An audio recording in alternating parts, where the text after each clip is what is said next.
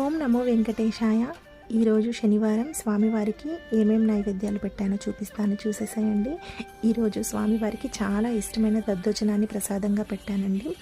ఇప్పుడు ఆ రెసిపీని చూసేద్దాము. ఒక కుక్కర్లో ఒక గ్లాస్ బియ్యం వేసుకొని నీళ్ళతో శుభ్రంగా నీట్గా కడిగేసేసుకొని ఒక గ్లాస్కి 4 గ్లాసుల నీళ్లు వేసుకొని ఉప్పు వేసుకొని 3 విజిల్స్ వచ్చే వరకు అన్నాన్ని మెత్తగా ఉడికించుకొని మ్యాష్ చేసుకొని కొంచెం అన్నం చల్లారిన తర్వాత పెరుగు వేసుకొని కలుపుకొని పక్కన ఉంచుకోండి. తాలింపు కోసం ఒక బౌల్లో ఆవు నెయ్యి, తాలింపు గింజలు, అల్లం ముక్కలు, మిరియాలు, ఇంగువ వేసుకొని ఫ్రై చేసుకొని ఈ తాలింపు అంతా కూడా పెరుగన్నంలో కలిపేసేస్తే దద్దోజనం రెడీ అయిపోతుందండి. స్వామివారికి చాలా ఇష్టమైన ప్రసాదం దద్దోజనం అండి.